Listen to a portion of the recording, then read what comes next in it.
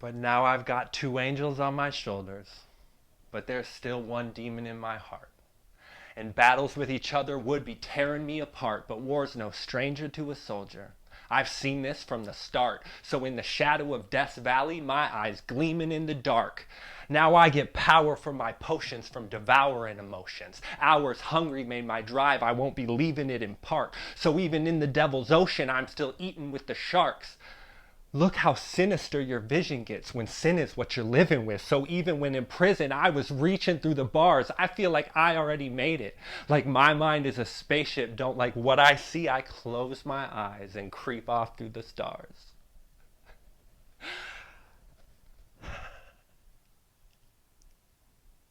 You know, there is a voice present in all of your lives.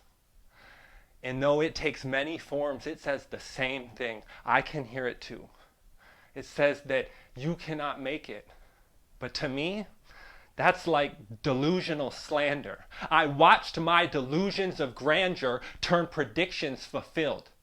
Now think of all of the creations your addictions have killed. You are dying every time you tell yourself your sickness is real. You are buying every line to sell yourself and trick how you feel. You're hypnotized by your environment. And my mind's in the stratosphere, so you don't really think about the things I say, like the things I think don't matter here. Look, the spirit is strong, yes, but the flesh is weak, I know. Because mine still want a lot of things. I wake up every day with cocaine fantasies, and I am still having dilaudid dreams. So don't get lost in my thoughts. Maybe you ought to just watch, because where I'm going, you need a pocket full of Oxycontin to drop your serotonin. And the truth is, Benjamin's gone already.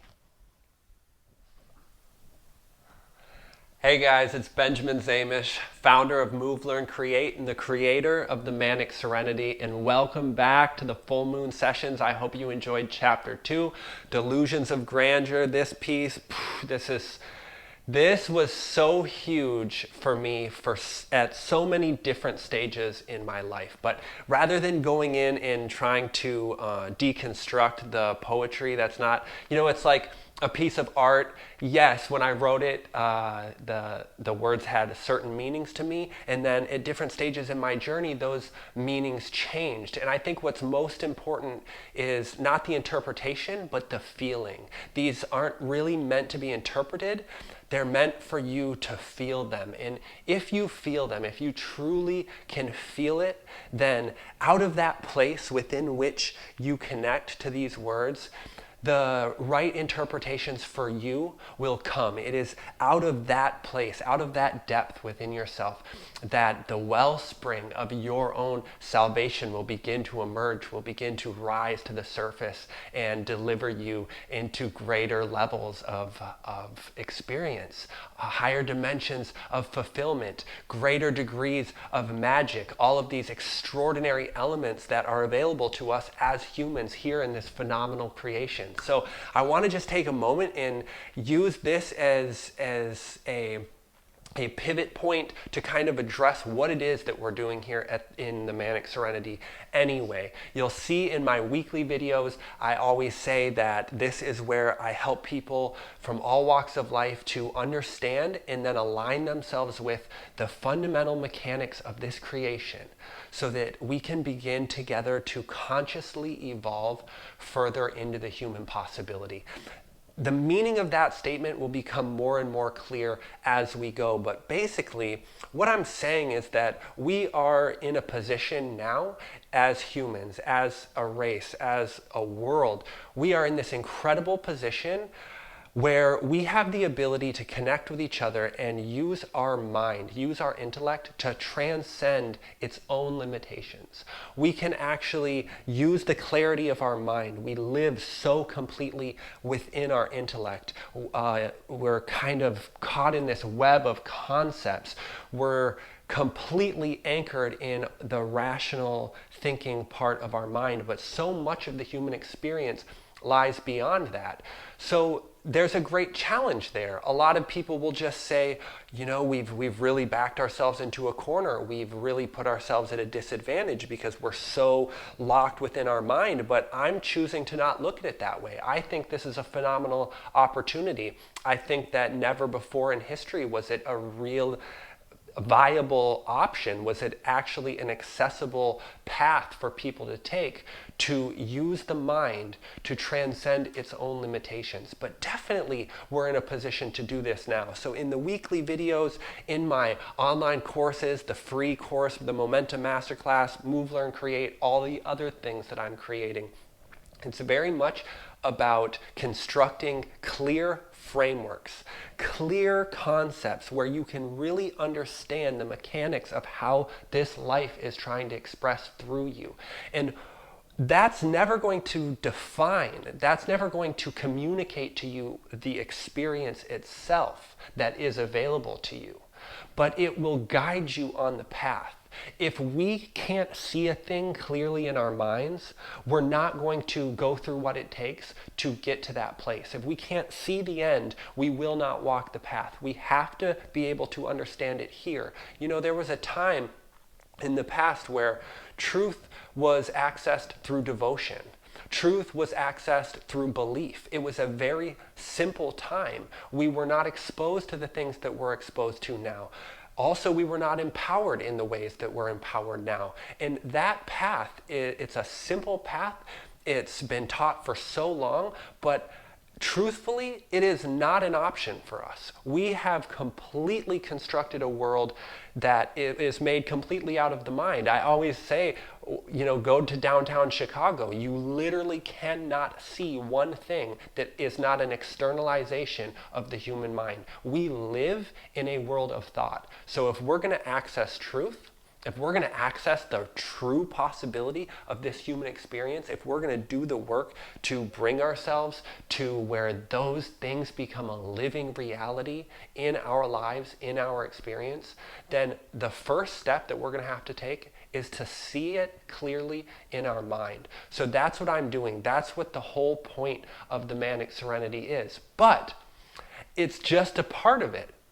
That's just a part of it because we're, by definition, that experience, that potential, that possibility that's available to us, it is beyond the limits of the mind. It is outside of the borders, outside and beyond the boundaries of our intellect, of our ability to conceptualize and actually know a thing. It's an experiential realm that most of us just don't step into because we haven't looked clearly enough at it to believe that it's a real possibility for us.